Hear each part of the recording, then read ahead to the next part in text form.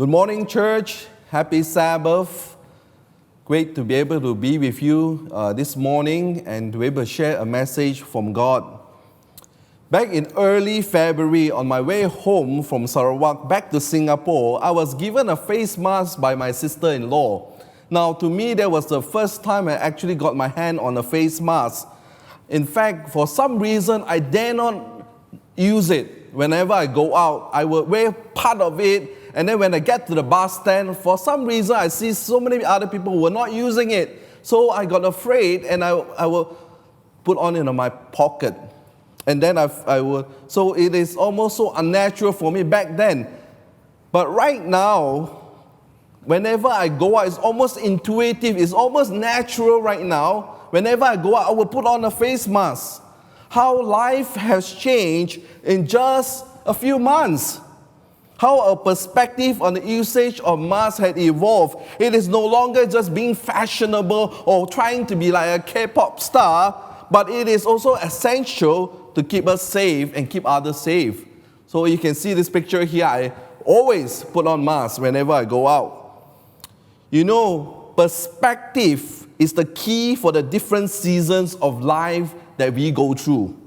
Perspective is also a key in understanding the providence of God who guides us through these seasons. As people of faith, as people that trust in God, I want us to look at the important understanding how we see each season and see the God who guides us through this season through our passage today. I think it's important that we look how God can guide us through in the different seasons of our life. If you have your Bible with you, I would like to encourage you to open your Bible to Ecclesiastes chapter 3. We will be looking from verses 1 all the way to 15. If you have a Bible, I encourage you, or also you can look it into the screen. Ecclesiastes chapter 5, verse 1 all the way to 15. We want to look at and learn how to truly live by faith through every season that God allows us to experience. There are a few important things I would like to bring out today. And the first thing that we learn in our passage today is that there are different seasons for everything. In Ecclesiastes chapter 3, verse 1, the Bible says, "For everything there is a season and a time for everything matters under heaven." And so this passage begins with letting us know that God has a proper time for everything. In fact, God has a perfect time for everything within our life. Now in Scripture, there are two keywords for time, and that is used here right now. The first is, we learn this word called chronos. Now, chronos, from which we get the word chronology. That is the regular passing of time, of days, months, years, hours, and seconds. It's your regular passing of time as we calculate time, chronos. But also there's another word in the Bible that uses to mean time, and that's called kairos. But in kairos, it refers to the right season. It refers to the right moment, opportunities that comes our way, kairos. And that kairos is the season of time, is what this chapter is all about. Let's continue in verse 2.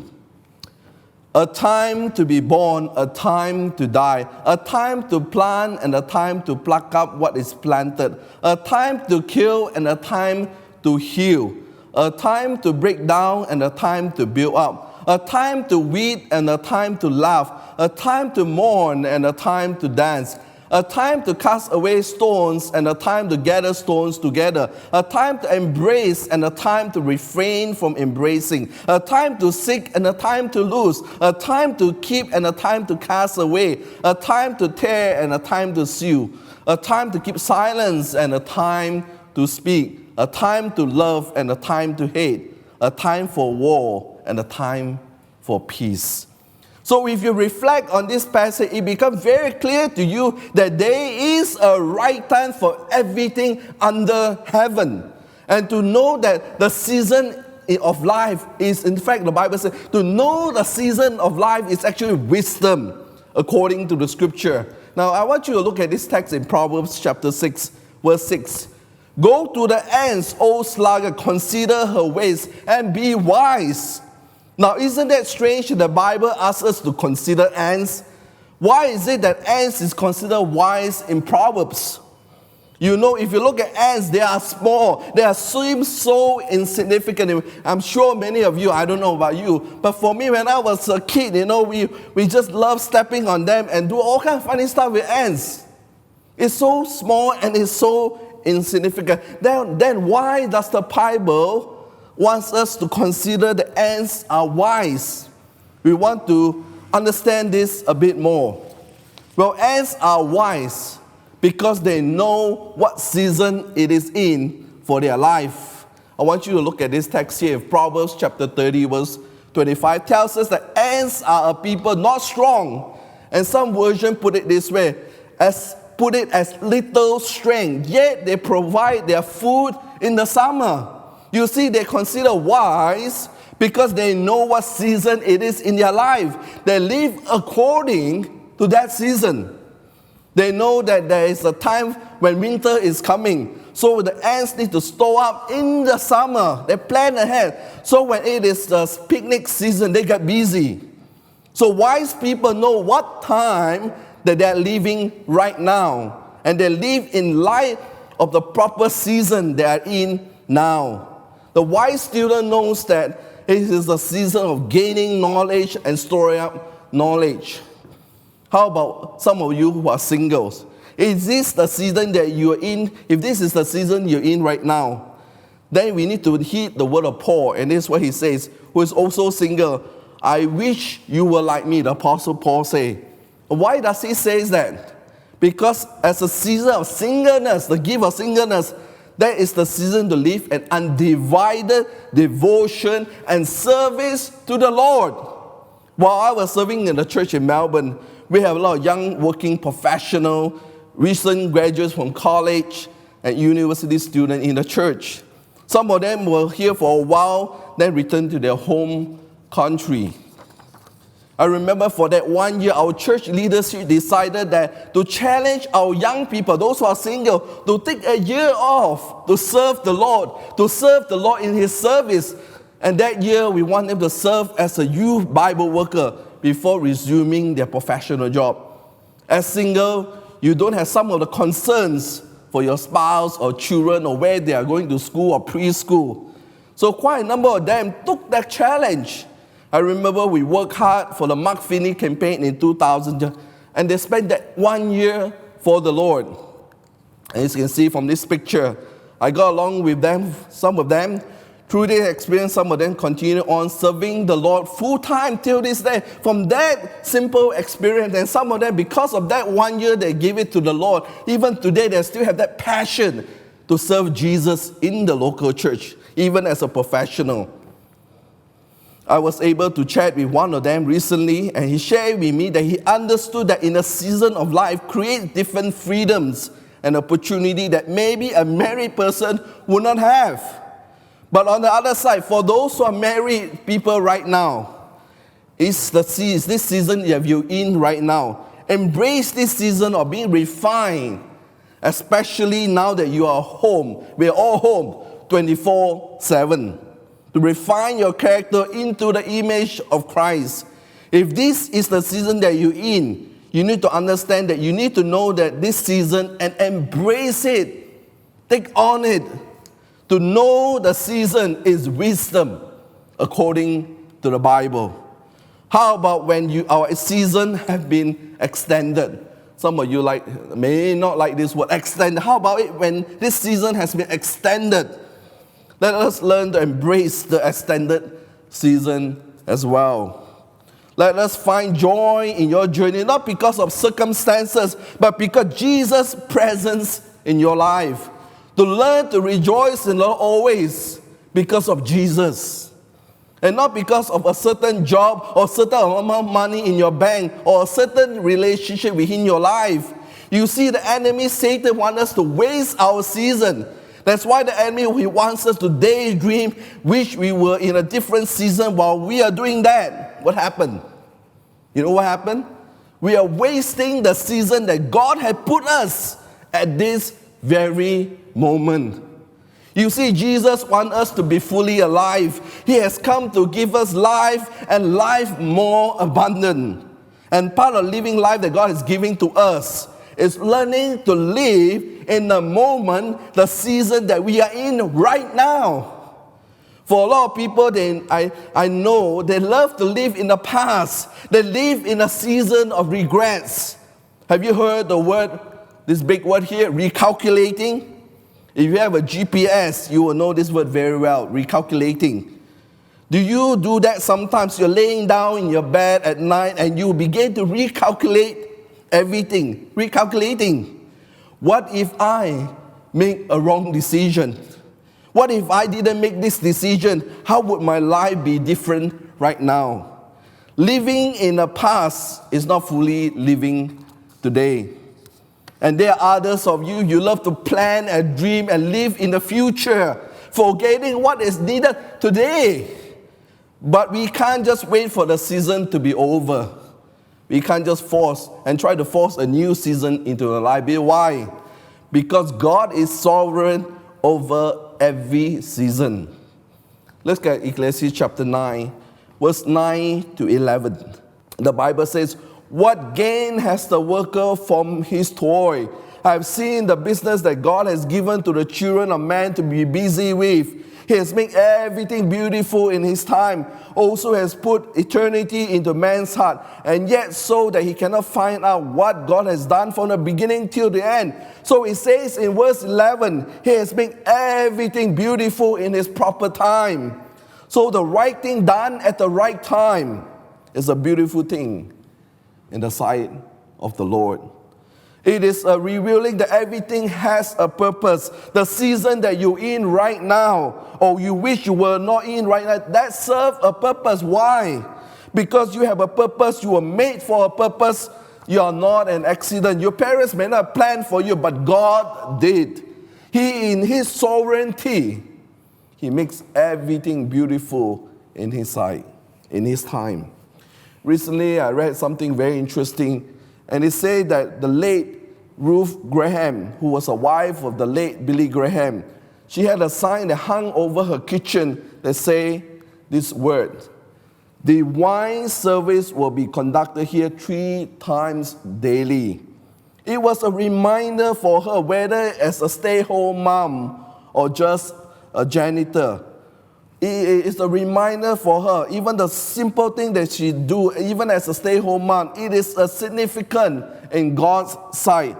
So your season, whether as a stay-at-home mom or even as a janitor, because what does the Bible teach us? In 1 Corinthians chapter 10, verse 31, whether you eat or drink or whatever you do, do all for the glory of God.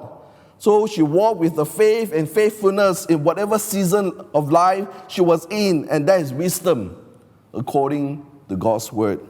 Look at verse 11 again, and he says, He has made everything beautiful in His time. Also, He put eternity into man's heart, yet so that he cannot find out what God has done from the beginning until the end. He cannot find out what He has done in the midst of it. He is confessing there's a mystery to God's sovereignty. In Isaiah chapter 55, verse 8 and 9, the Bible says, "My thoughts are not your thoughts, nor are your ways my ways, says the Lord. For as the heavens are higher than the earth, so are my ways higher than your ways, and my thoughts than your thoughts." We cannot fully understand the ways of God. Sometimes it's like explaining like math to an animal. It's not going to work. Why? Because there's some sort of gap between human understanding and how animal perceive things. You think that your animal understand or your cat understand everything, but the cat doesn't understand, right? Now compare that with us and God. Compare how much bigger the gap between God Almighty and His creation, us. I say this that we need to consider this because there will be areas in our life in this different season that God brings in our life that we cannot fully understand what God is doing. But we can, through the revelation of His word, the Bible, we can understand His character, His heart, His goodness in the midst of it all. So we can trust Him because at the right time, He will allow His will to be fulfilled.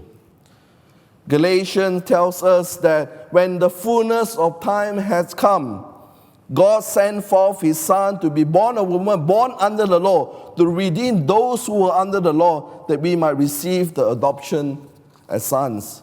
This is telling us that this is how God works, that at the right season, it is God who sent forth his Son. Jesus was born to Mary, live this sinless life, to be crucified, die, and buried for us, and to raise again. That every part of his life was masterfully pieced together by the sovereign hand of God. So what can we learn from this? Who is this God that we are serving, that we are following? That he is a God that is sovereign and that he is in control. But there is a different season for everything. That God is sovereign over every season. Therefore, how should we live in light of this truth? How should we live our life in light of, we know that how God knows every season. Therefore, in every season, live for the Lord. Trust him. Well, let us look at Ecclesiastes chapter 3 and verse 12 onward. I perceive that there is nothing better for them to be joyful, to do good things as long as they live. Verse 13. Also that everyone should eat and drink, take pleasure in all his toil, that is the God's gift to man. I perceive that whatever God does endures forever. Nothing can be added to it, nor anything taken from it. God has done it, so that the people fear before him. That which is already have been, that which is to be already have been. And God seeks what has been driven away. So whatever God does endures forever. So connect your life to God. So if you want to live a life of a significance, be on a mission with God, because his works with him last forever. In Romans chapter 8 verse 28, remind us that in all things, God works together for good for those who love him, who have been called according to his purpose. And I thought that's very interesting. Through every season, God can use it for our good and for his glory. When we trust him in that season, that kind of faith changes everything. You see, the end of our life is good, for the best is yet to come with Christ, for all who are in Christ. One of my favorite stories recently I listened illustrate this truth very well. It goes something like that. Let's say it is Saturday night. A young lady is at home waiting for her long-time boyfriend to pick her up for dinner. They didn't really select a specific time, but by 6 o'clock, she's waiting in the living room, all dressed and ready to go. Then at 6:10, then 6:30, and finally at 6:45, a call came. It's her boyfriend. So she quickly gets to the car's passenger seat. She tries to fight back and hold back the disappointment as she storms in and sits down. Where do you want to go? He asks. I don't care, she says. Watch out when a girl says that.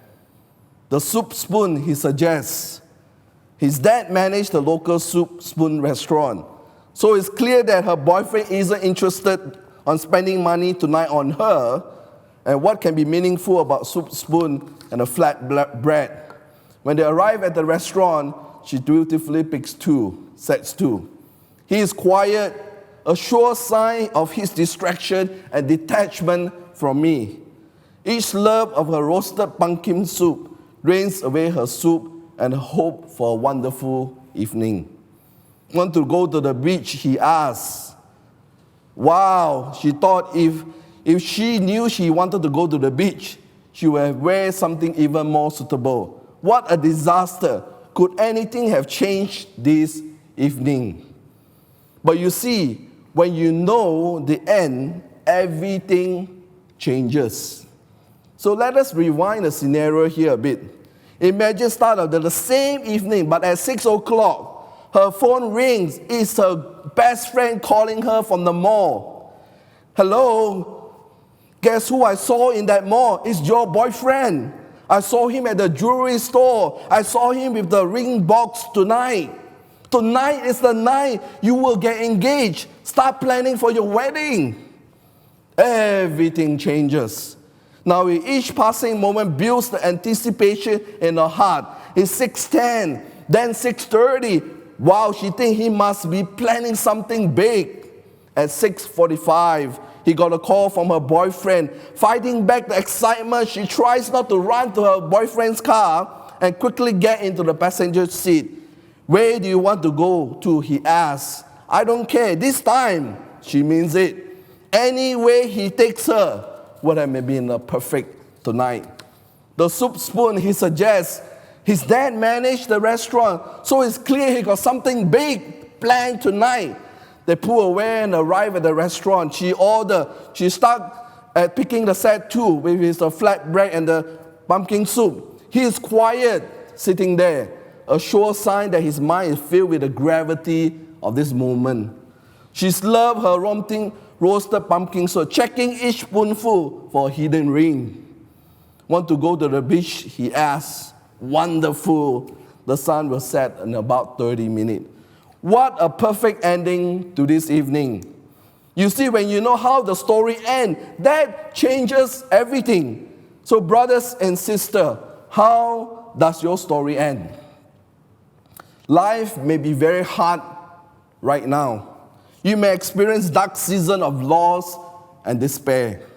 But as someone who has placed their faith and trust in Christ, how does your story end? We know that it's because the Bible reveals it, in that when Jesus comes the second time, our story will end with a resurrection. Your corruptible body will put on incorruption. How does your story end? How does our story end? When we trust in Christ, our life ends with a reunion. Though we have not seen him, but we love him. He hears our cries, and one day he will bring all his children together in his arms to his promised home. To every loved one we have had to say goodbye or farewell to, there will be a reunion for all who have trusted in him. How does your story end when you trust in Christ? Your life too will end with a wedding. Do you realize that each time we gather and a feast at a wedding, at our family reunion, loved ones and friends, we enjoy that meal.